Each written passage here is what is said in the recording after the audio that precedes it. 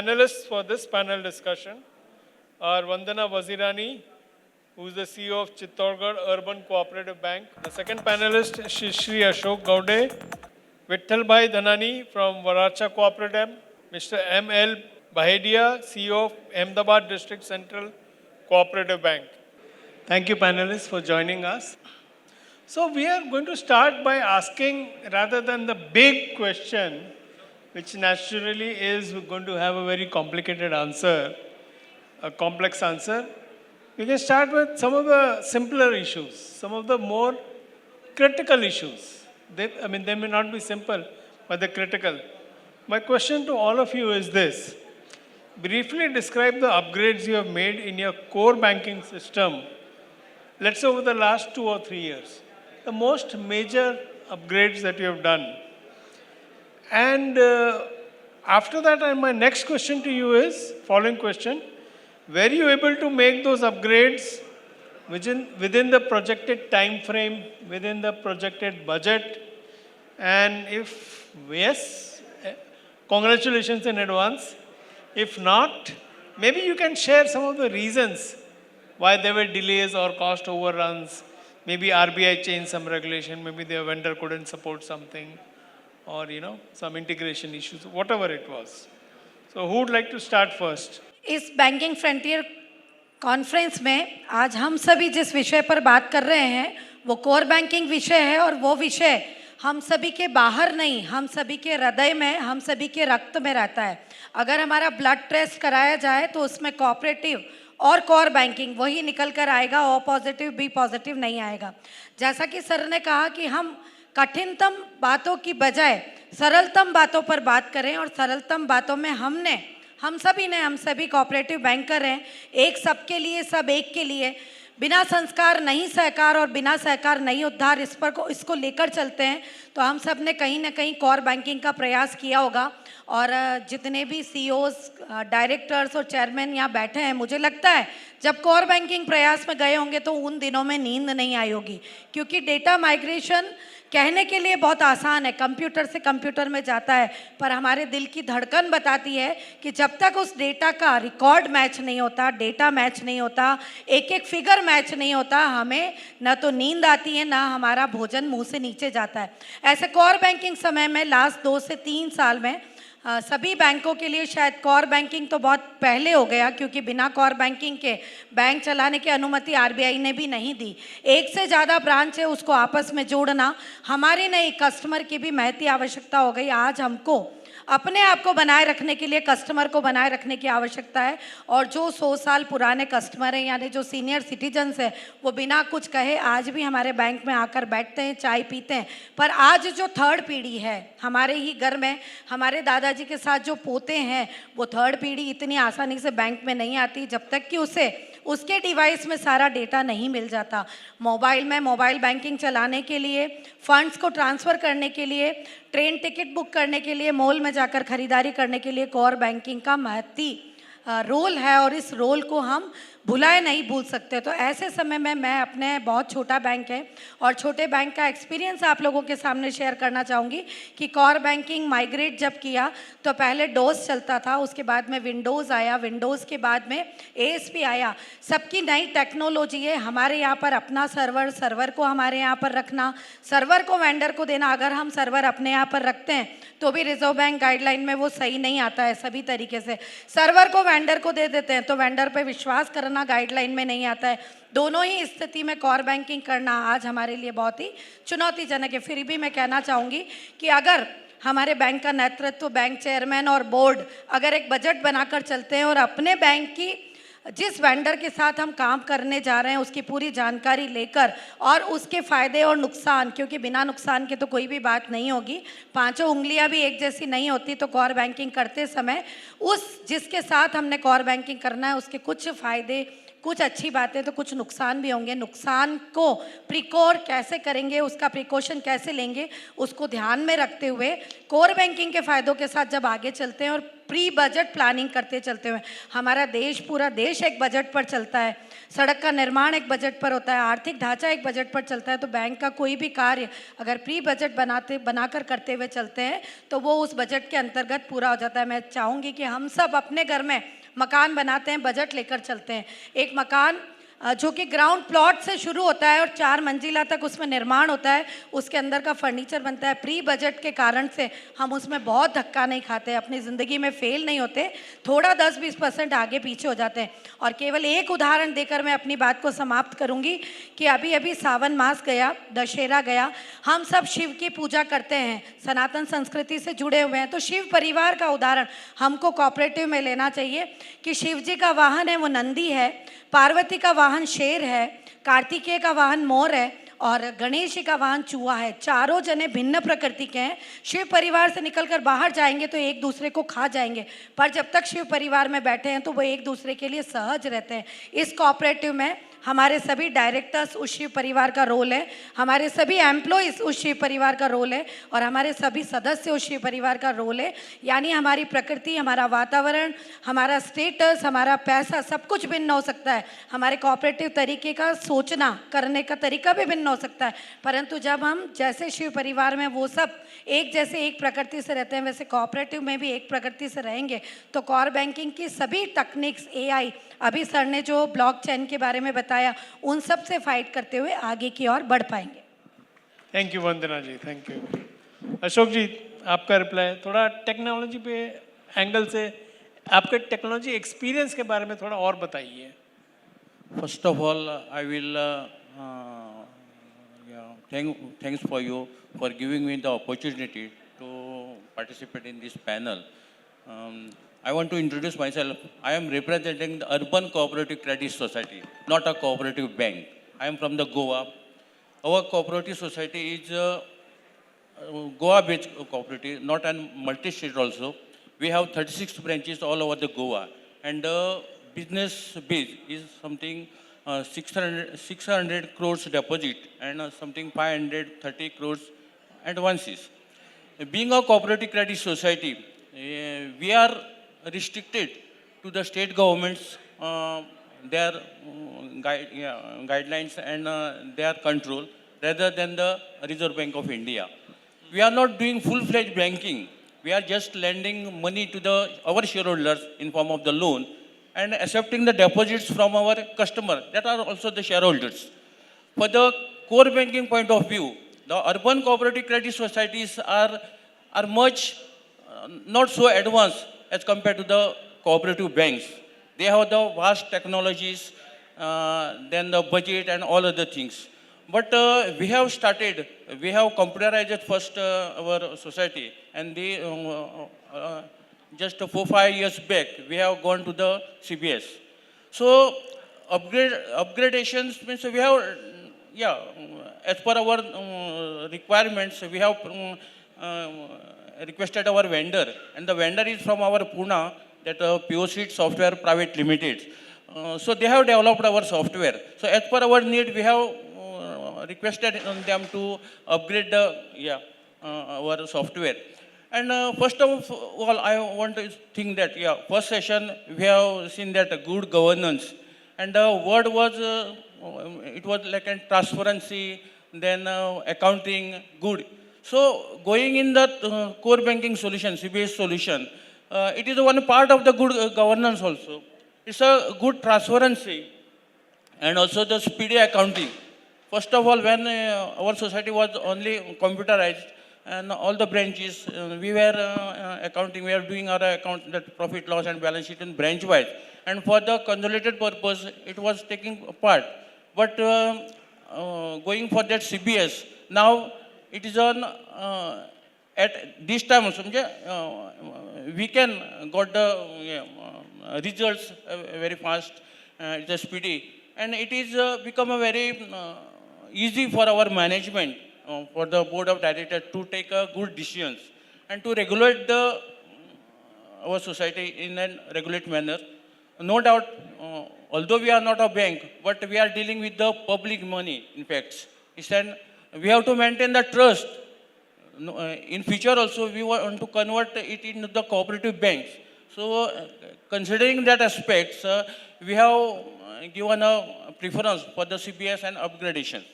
And for the changes, what Madam has told, no, we have also faced that problem of converting the data.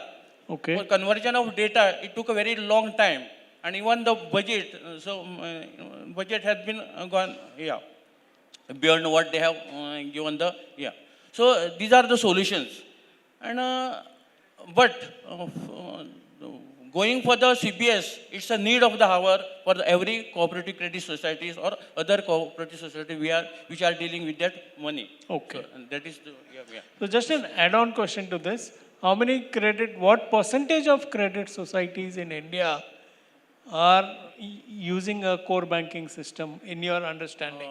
No, I cannot tell because Any rough guess? no, almost now more than 50% of the cooperative credit society they may be using this, but still there are some very small cooperative societies still are doing. They have computerized, but they might not be using the CPS. I Fair don't know. enough, fair Yeah. enough. Okay, But from the point of view, I am also linked to the Sahakar Bharati. From the as we have that one admission was held in December 2nd and 3rd in 2023 at Delhi of the all credit societies. At that time, these were some of the solutions. Yeah, these points were discussed and were suggested to go for the CBS by all societies. So in this conference, did most of the credit societies express satisfaction with using a CBS? Yeah. And Okay. they have shown their satisfaction. And anyhow, we have to go with the technology. We cannot Yes. lag behind, no. So Cannot keep otherwise, it- we won't go ahead. We will Correct, go in advance. By the time with me in the group, we have our chairman here, Sri Durgaraj Gaude, and two directors, Sri Wonderful. Vanchirag and Mr. Hemand. So I will thankful them also. So to give me opportunity to part in this panel. Oh, that's wonderful. Yes, great. Mr. Bahindia, what is your perspective on technology upgradation, CBS upgradation? What has been your experience? Sir हमारा जो bank है वो district cooperative bank है।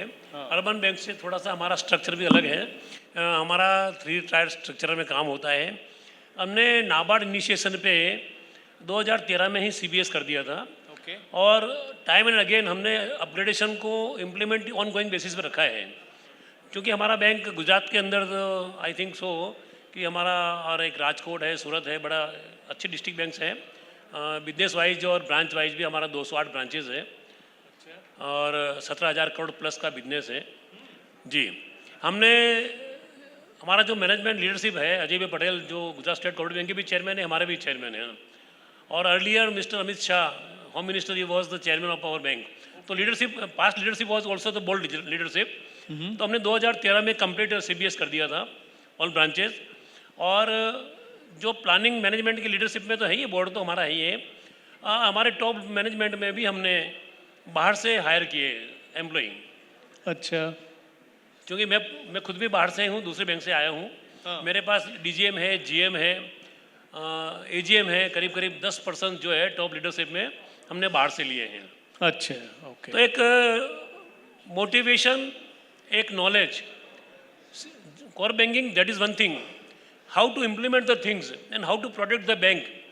Core banking का मकसद क्या है sir, कि इंस्ट्रूमेंट तो मिल गए हमको, हम यदि उस पर कंट्रोल नहीं करेंगे, ये भी सभी फेल्यूर है। फ्रॉड क्यों होते हैं? फ्रॉड होने का भी एक ही कारण है कि ये सब्जेक्ट का मैटर नहीं है, फिर भी मैं इसमें थोड़ा बोल देता हूँ कि चेकर मेकर और चेकर में जहाँ जहाँ दोस्ती हो जाती है, मैं इनको पासवर्ड दे दूँ, ये मेरे को पासवर्ड दे दे, चले जाते हैं, फ्रॉड वहीं होते हैं, बाकी फ्रॉड का कोई स्कोप नहीं है। दूसरी बात रही तो हमने सर 2013 में ही कंप्लीट सीबीएस कर दिया था। और आज भी हमारा नाबार्ड के साथ टाइप है और टीसीएस का जो सब्सिडरी है सीएच, गुजरात में मोस्ट ऑफ डीसीसीबीज 18 डीसीसीबीज है, उसमें से 15-16 डीसीसीबीज एक ही प्लेटफॉर्म पे हैं। अच्छा, ओके ओके। और अपग्रेडेशन ऑन गोइंग है। और बजटिंग तो चूँकि हमारा बैंक दूसरी की तो बात नहीं करूँगा, सभी बैंक अच्छी गुजरात में, all DCCBs are in profit making, DCCBs है, Okay. 18 डीसीसीबीज है, ऑल आर इन प्रॉफिट है। और लास्ट ईयर भी हमारा प्रॉफिट 101 करोड़ प्लस रहा था, नेट प्रॉफिट। Nice nice. तो सर ये मैनेजमेंट तो सपोर्ट करेगा, हाँ। तो एक ऑपरेशनल मैनेजमेंट जो हम लोग हैं वो अच्छा काम कर पाते हैं। बजटिंग हमारा 800 करोड़ प्लस हमारा ऑन फंड है बैंक का। ओवरऑल ये सभी हमारे सहकार से ही बैठे हैं। तो एक आप इम्प्लीमेंट कैसे करते हैं, सिस्टम सभी को मिली हुई है। आप कल का काम आज कर पाते हैं, आज का अभी कर पाते हैं, तो अभी भी कोऑपरेटिव बैंक में काफ़ी स्कोप है। आप मुझे 3 आइडियाज़ दीजिए जो हर कोऑपरेटिव बैंक को यूज़ करना चाहिए, इम्प्लीमेंटेशन को फटाफट, smooth, error free, fast, with in budget हो जाए। आपकी तरफ से 3। सर छोटी सी बातें हैं जो मैंने मेरे लाइफ में इम्प्लीमेंट किए हैं कि आज का काम कल पे नहीं डालता हूँ, मैं घर पे भी नहीं डालता हूँ और ऑफिस में नहीं डालता ऑफिस में भी नहीं। हूँ। ओके कल मैं शाम को निकला हूँ तो मेरा टेबल क्लियर करके निकला हूँ, 0 pendency on my table. Okay ji. बढ़िया। दूसरा ये है कि जब रिजर्व बैंक की गाइडलाइंस आती है सर, अभी urban bank, district cooperative bank, nationalise bank, private bank, mostly 95% जो गाइडलाइंस है सेम हो गई है। डिस्ट्रिक्ट बैंक का अच्छा। पहले तो करीब करीब नाबार्ड के कंट्रोल में थी, हाँ। अभी 90% कंट्रोल रिजर्व बैंक ने ले लिया है। तो सर ये गाइडलाइंस है उसका आप इम्प्लीमेंट करिए, 1 बार 2 बार सर्कुलर्स आते हैं, स्टडी करिए। जैसे भी सर हमारे गाइडलाइंस आती हैं हम बोर्ड को पुटअप बाद में करते हैं, इम्प्लीमेंट पहले कर देते हैं। हाँ जी।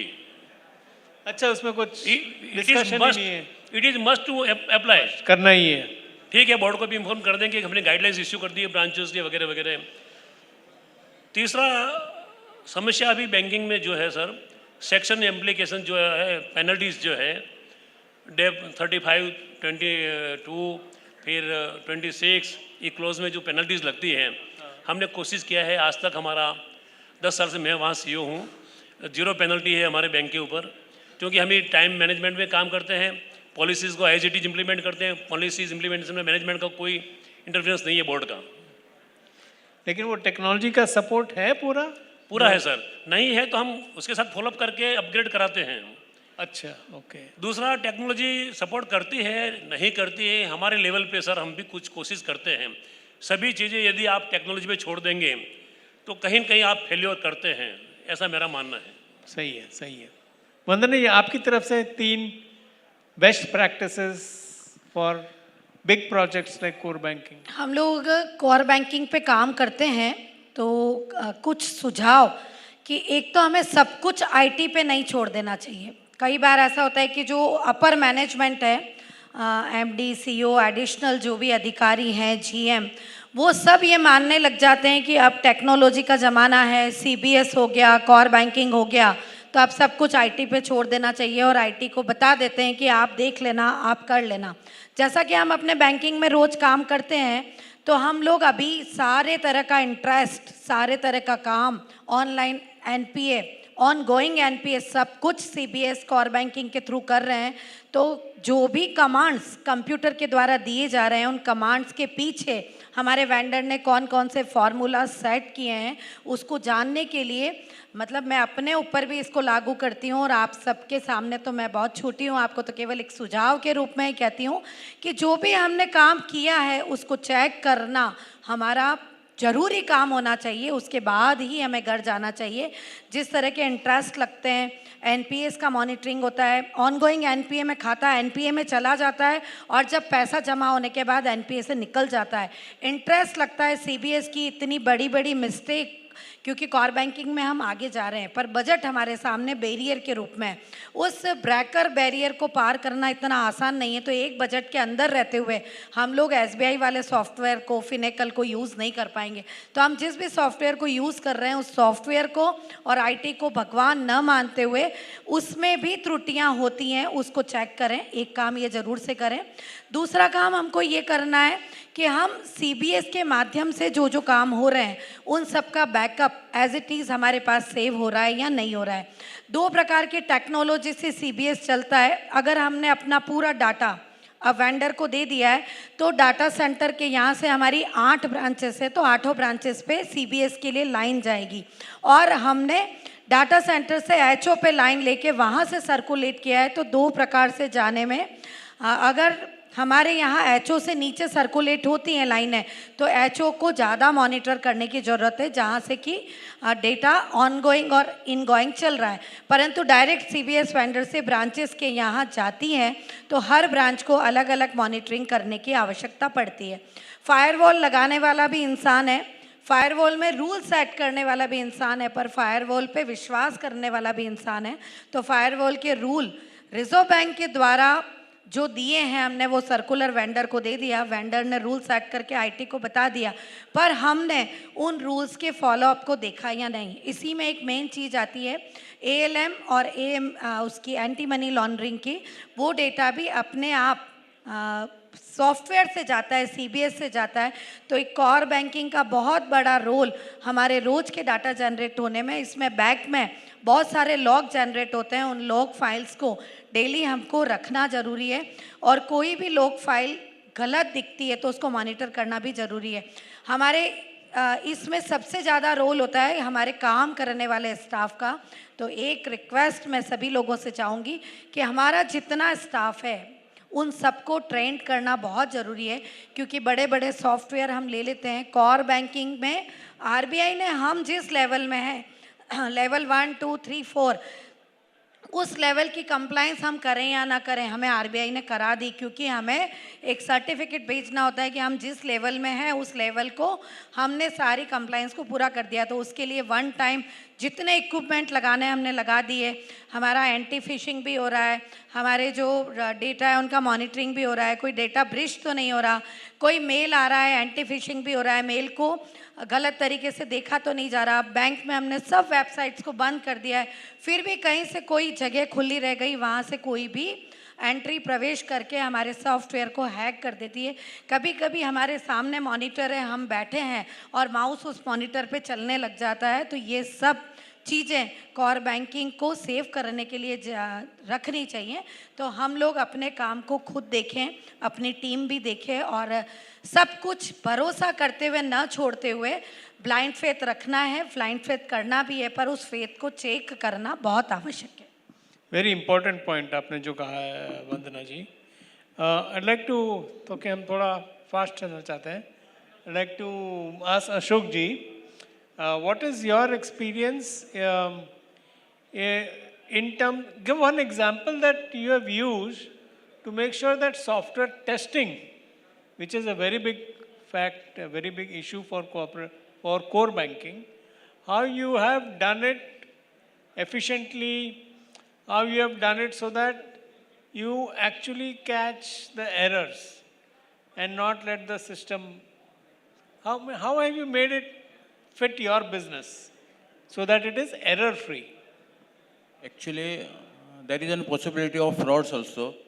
And what madam has told, no, that I am agree for that also. Because there is no technological audit what we are doing, no.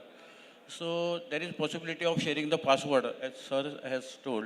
Okay. But for the testing point of view, we have calculated in a manual way first. Even for the calculation purpose and other things, no. What the CBS doing or computer, they are computerizing, giving the data or results. It has been tested manually by us because we had that experience. After testing that, we have made it okay. Okay, let's say it's okay. Like that we have done it. Okay. Only the advantage what we got, no, the speedy work. The accounting was speedy and within the time. The regulation was, for filing the regulation and the things, it was very easy. That was the advantage for us. Okay. Yeah. But it should be. The technology it must. But care should be also taken to identify such areas. We had some problem also. We have faced one problem among the staff also. One of our staff has cheated us because we first take the deposits, no, and giving advance against that FDs. So once under this, they have cheated us. Being a system, 2-3 times they have advanced on the same deposits. without Oh. doing some mischief in that. So that was a fraud-like area. So it's a we have control. identified it, but after 2-3 years, it was identified. So Okay. these are the possibilities that can be done. So that has to be, take the Right. considerations. Very when measures has to be taken. It's there. Vandana ji, one example from your bank about some lesson learned about software testing, how to make sure that it is complete in a sense. What one example? Chittorgarh urban cooperative bank 2001 में ही प्रारंभ हुआ और 8-7 branches और head office separate करने के लिए सितंबर 2011 में CBS complete हुआ। पर सीबीएस कंप्लीट होने के पहले जब डोज वर्जन पर बैंक चलता था तो बैंक में डेली डाटा का माइग्रेशन होता था और डाटा माइग्रेशन होने के साथ साथ डेली उसकी बुक्स को चेक करते हुए 2 सॉफ्टवेयर में एंट्री जाता था। जिस सॉफ्टवेयर प्रेजेंट सॉफ्टवेयर में हम काम कर रहे हैं डोज और जिस सॉफ्टवेयर की तरफ हमें जाना है उसका नेक्स्ट वर्जन विंडोज़, उस दोनों सॉफ्टवेयर में डेली एंट्री डालने के बाद डेली की बैलेंस शीट को वॉच किया जाता था। तो कितनी बार ऐसा मिलता था कि दोनों की एंट्री मैच नहीं होती थी। तो ऐसी टेस्टिंग के कारण से लंबे समय तक कम से कम 6 महीने, जबकि मुझे लगता है 25 से 30 दिन आवश्यकता होती है 2 सॉफ्टवेयर में एक साथ एंट्री करके माइग्रेट करने की, परंतु कुछ न कुछ डाटा उसमें जाने से रह रहा था और प्रॉपर सीबीएस टेस्टिंग नहीं हो जाए तब तक उसे कस्टमर की फ्रंट डेस्क पर नहीं लाना चाहिए, क्योंकि कस्टमर की फ्रंट डेस्क पर लाए और चेकिंग पूरा नहीं हुआ, कस्टमर का बैलेंस अगर 1 लाख था उसे 10,000 बता दिया, जबकि बैक सॉफ्टवेयर में 1 लाख ही आ रहा है, पर कस्टमर उस बात को नहीं समझेगा, उसे वहीं पर अटैक आ जाएगा। और दूसरा, उसके कारण से हमारे बैंक का जो साख है, क्योंकि अर्बन कोऑपरेटिव बैंक केवल साख पे चलता है, अगर उसकी साख एक बार चली गई तो सेकंड डे सारा कस्टमर डिपॉजिट निकाल कर ले जाने वाला है। तो सीबीएस टेस्टिंग आज भी अभी डॉस से विंडोज से एएसपी और अभी जो एआई कंप्यूटर बंद होके आर्टिफिशियल इंटेलिजेंस की ओर हम जा रहे हैं और उस सारे में जाते हुए जो तकनीक जा रही है, तो टेस्टिंग के बिना चाहे हम डेबिट कार्ड अपने इसमें अप्रूव करते हैं, मोबाइल बैंकिंग को चालू कराते हैं, पॉस की नई तकनीक, अभी हम सब ने यूपीआई के ट्रांजेक्शन्स को अपने बैंक में चालू कर लिया है। पर यूपीआई ट्रांजैक्शन चालू करने के लिए भी एक ही उदाहरण हमारे बैंक का देती हूँ कि हमने यूपीआई ट्रांजैक्शंस को पहले 50 स्टाफ के बीच चालू किया, 50 स्टाफ ने यूपीआई ट्रांजैक्शंस प्रॉपर कर लिया, बैलेंस टैली हो गया, उसके बाद ही हमने कस्टमर के लिए उस रो को खोला। तो बिना टेस्टिंग के अगर हम आगे जाएंगे तो हमारा बैंक भी बंद हो सकता है। वो तो आपने सही कहा है। महेंद्र जी, आप एक एग्जाम्पल बताइए जो बैंकिंग कम्युनिटी के लिए कुछ फ़ायदेमंद का हो कि टेस्टिंग कैसे करें, क्या नहीं करें। सर, हमारे तो क्या है कि सीएच का एएसपी मॉडल पे काम कर रहे हैं, तो कोई ज़्यादा समस्या नहीं आई माइग्रेशन पे, परंतु कुछ बैंकिंग हैबिट्स में कुछ चेंज करें, जो एक मेरा एक्सपीरियंस रहा है, या तो आप प्रॉफिट बढ़ाने के लिए काम करें या खर्चा कम करने के लिए काम करें। प्रॉफिट बढ़ाना है तो कैसे बढ़ाना है, इसके लिए छोटी से छोटी टिप्स हैं। एक तो जब बैंकिंग में अपन काम करते हैं और ब्रांच प्रीमाइसेस या आपका हेड ऑफिस प्रीमाइसेस है, जनरली मैंने बैंक ऑफ बड़ौदा में भी देखा है, यहाँ भी देखा है कि ये चलो ये तो बैंक का लाइट चलता है, बैंक का एसी चलता है, सब हो रहा है, तो चपरासी आएगा बंद करेगा तो ठीक है। तो हमने पूरे हेड ऑफिस के सभी डिपार्टमेंट में मैंने गाइडलाइंस इश्यू कर दी कि when ever you come you start your switch. आप अपना पावर कंजम्पशन जब जरूर है तभी करें।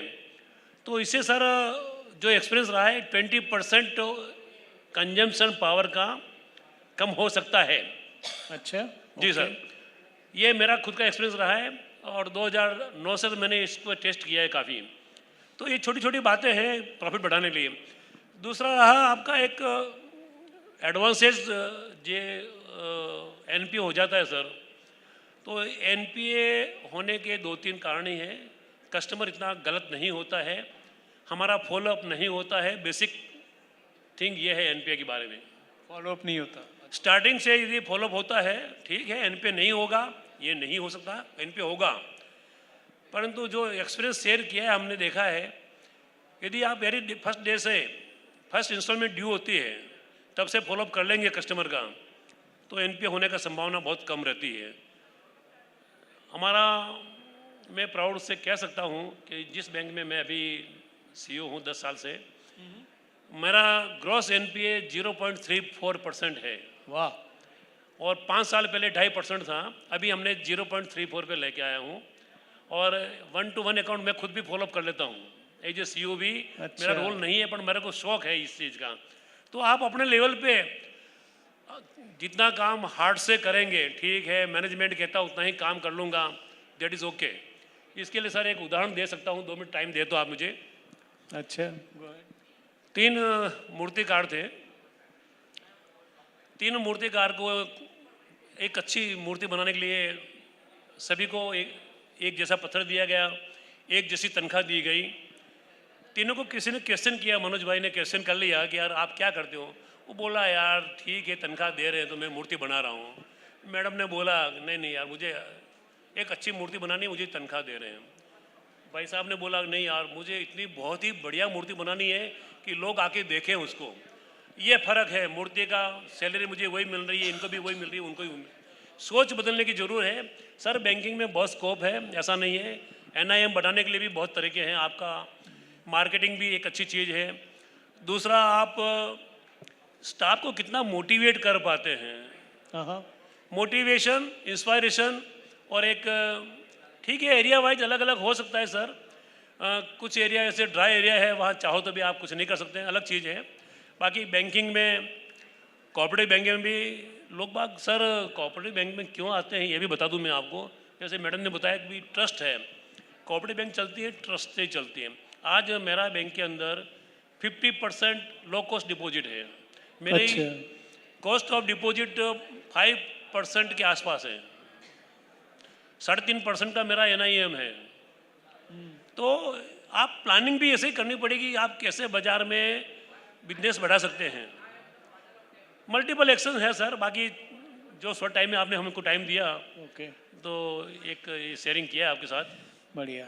चलिए एक फाइनल क्वेश्चन ये मेरे माइंड में घूम रहा है कि कोर बैंकिंग को लेके आपको क्या लगता है आगे के 3 साल, समझ लीजिए अगर 3 साल का विजन लें तो कोर बैंकिंग के थ्रू बैंक को क्या करना चाहिए, कोर बैंकिंग को किस तरह अपग्रेड करना चाहिए ताकि बैंक का बिजनेस विजन अचीव कर सकें। हम आगे किसी भी प्रकार के बिजनेस के लिए और बैंक के ग्रो के लिए बढ़ेंगे तो हमारी सीढ़ी अब कोर बैंकिंग ही रहेगी।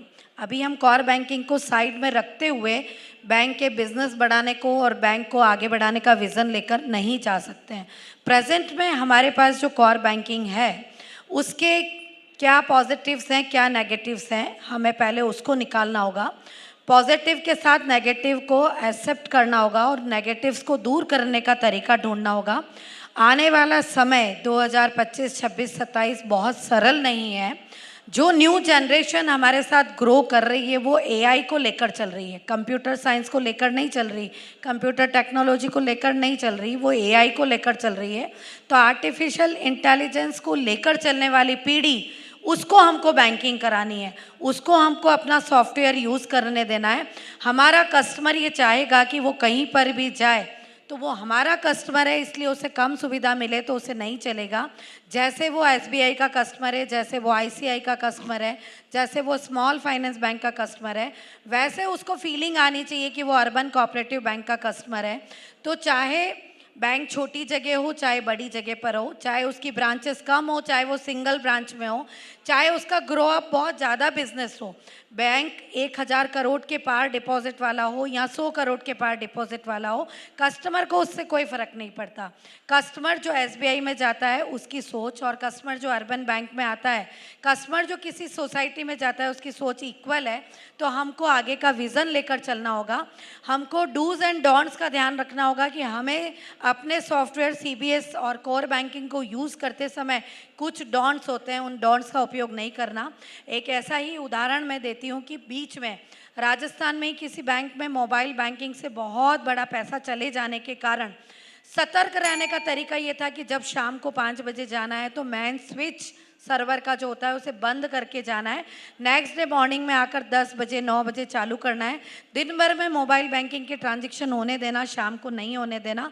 इसका मुख्य कारण ये नहीं है कि हम ट्रांजैक्शन को करना नहीं चाहते हैं या रोकना चाहते हैं, इसका मुख्य कारण ये है कि सब जने एक जैसी टेक्नोलॉजी को यूज़ कर रहे हैं। डबल फैक्टर ऑथेंटिकेशन है, यानी कंप्यूटर भी पासवर्ड देकर ओपन होता है और कंप्यूटर के साथ बायोमेट्रिक्स भी है, ओटीपी भी मोबाइल पर आता है। तीन फैक्टर ऑथेंटिकेशन के बाद भी कंप्यूटर के अंदर खाते में मोबाइल नंबर चेंज हो जाता है और छुट्टी के 3 दिन जब एक साथ आते हैं तब ट्रांजैक्शन 1-2 लाख नहीं 80 लाख से ऊपर के ट्रांजैक्शन खाते में से हो जाते हैं। सॉफ्टवेयर में मोबाइल नंबर चेंज होता है, मोबाइल नंबर पास होता है, ट्रांजैक्शन होता है, ट्रांजैक्शन दूसरे खाते में चला जाता है बैंक के P&L अकाउंट से और वहाँ से ट्रांजैक्शन सब निकल भी जाता है। तो ऐसी बड़ी घटनाओं की तरफ बहुत सतर्कता से ध्यान देते हुए हमने अपने कुछ समय मोबाइल बैंकिंग को बंद रखा।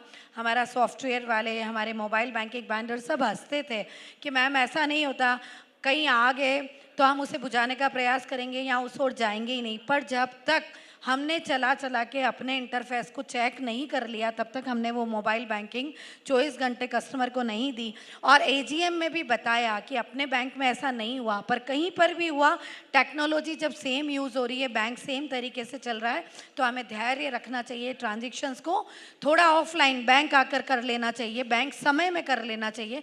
कस्टमर्स ने भी ऐसे समय में साथ दिया और आज हम 24 आवर अपनी मोबाइल बैंकिंग को खुलकर चला पा रहे हैं। तो हमारा जो बैंक है वो 2001 में ओपन होते हुए आज 7 ब्रांचेस एचओ के साथ में रन कर रहा है।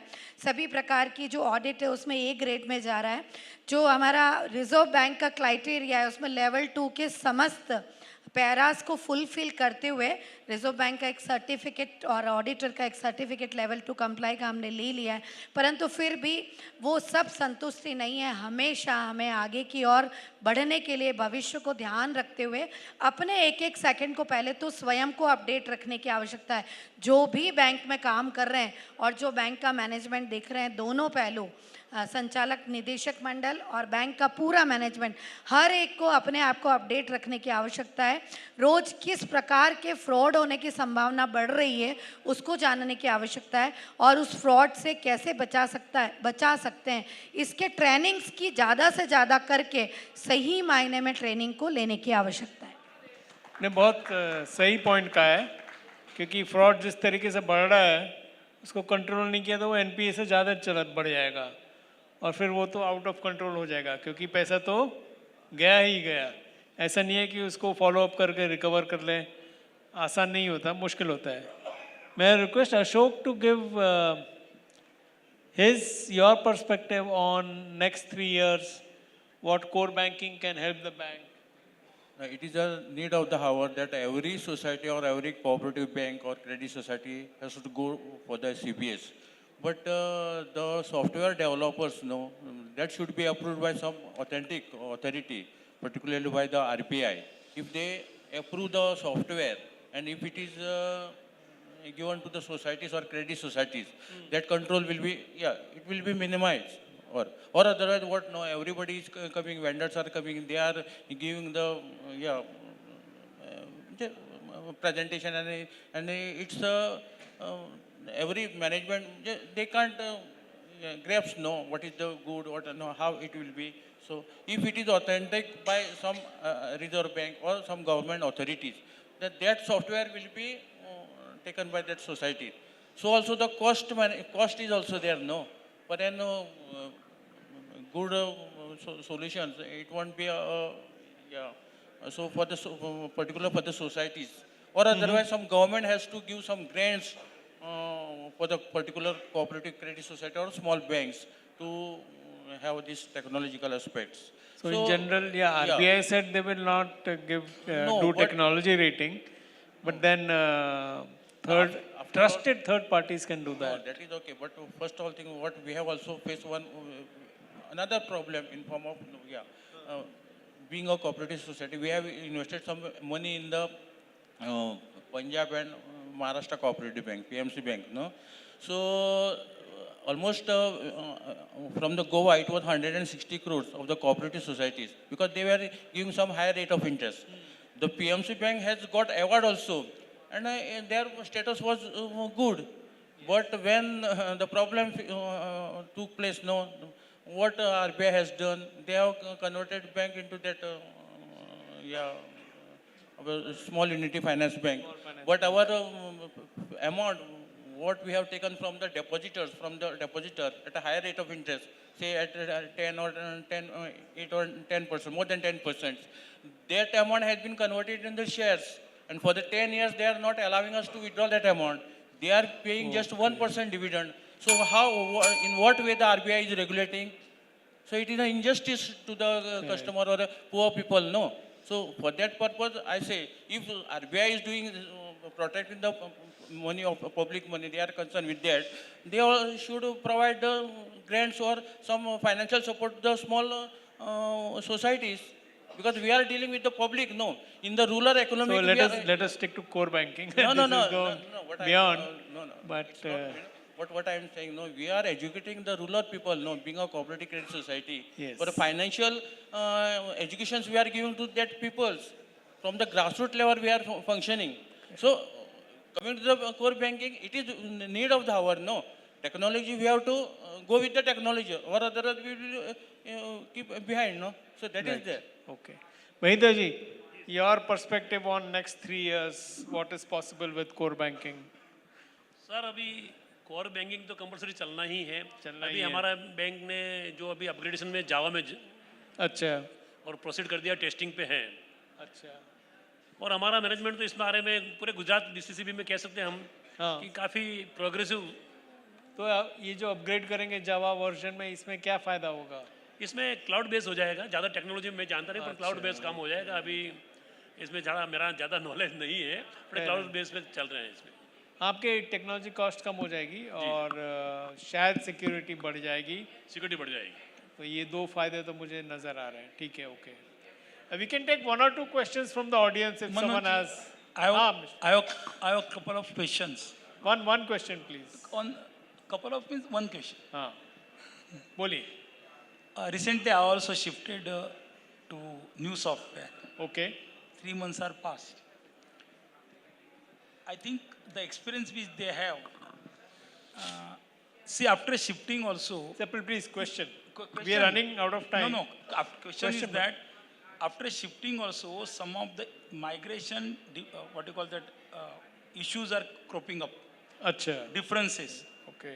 Okay, so I would like to have how these banks, while after migration, what they, because I personally feel it is a very big what you call that, it may in future it may उसमें से कुछ fraud भी आ सकता है, migration वो है। और दूसरा stabilize होने के लिए इन्होंने क्या किया, particularly I think your Stabilize करने के Yeah. लिए. Okay. because security is very important now. See, old core banking is over now. Now in the morning, this year, what he has said, Babu has said, now it is a technological core banking. But हमारी cooperative sector या cooperative bank इतने strong नहीं हुए हैं to security threat देखने के लिए। Security threats बढ़ते जा रहे हैं. बढ़ते ही जा रहे हैं। So would you like to आप लोग का कुछ किसी का response? हमारे भारत में ही हमारे जो नेफकब हैं उन्होंने इसके लिए बहुत बड़ा कदम उठाया, अम्ब्रेला ऑर्गेनाइजेशन। और जो छोटे छोटे एक रूप में हम अपनी बहुत सारी प्रॉब्लम्स को फेस कर रहे थे, रिजर्व बैंक की अनुमति के बाद उसका उद्घाटन करते हुए हम सब बैंक उसके शेयर होल्डर बने हैं। और हमको अब सम्मिलित रूप से अम्ब्रेला ऑर्गेनाइजेशन से हर प्रकार की टेक्नोलॉजीज कम पेमेंट में मिलेगी, यानी हमारी कॉस्ट कम होती हुई भविष्य में हमें नज़र आ रही है। आज तक हम जिन प्रॉब्लम्स में फंसे हुए चल रहे हैं, उस प्रॉब्लम के बाद हम नेक्स्ट 3 ईयर विज़न की बात करते हैं, तो नेक्स्ट 3 ईयर में टेक्नोलॉजी की कॉस्ट हमें कम मिलेगी, सही टेक्नोलॉजी मिलेगी, थ्रेट से बचे हुए रहेंगे और रिजर्व बैंक की जितनी बातों की पालना हम टेक्नोलॉजीज़ में करना चाहते हैं वो कर पाएंगे।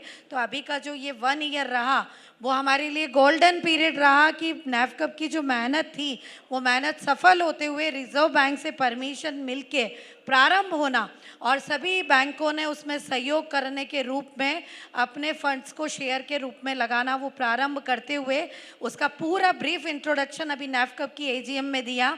उसकी पूरी एक कार्यकारिणी, उनके सीईओ डेप्यूट हो गए, सीटीओ आ गए, पूरा इंट्रोडक्शन उसमें चला गया। तो मुझे लगता है भारत के सभी लोगों के लिए, सभी बैंक वालों के लिए गर्व की बात है कि ऐसी टेक्नोलॉजी आते हुए भविष्य में, जो आज का हमारा टॉपिक है कॉर बैंकिंग व्हाट्स नेक्स्ट, तो व्हाट्स नेक्स्ट जो है वो हमारे लिए अम्ब्रेला ऑर्गेनाइजेशन है। और मैं चाहूँगी कि नैफकब के इस कदम के लिए हम सब ताली बजाकर उनका स्वागत कर सकते हैं। बहुत बहुत सही कहा वंदना जी ने।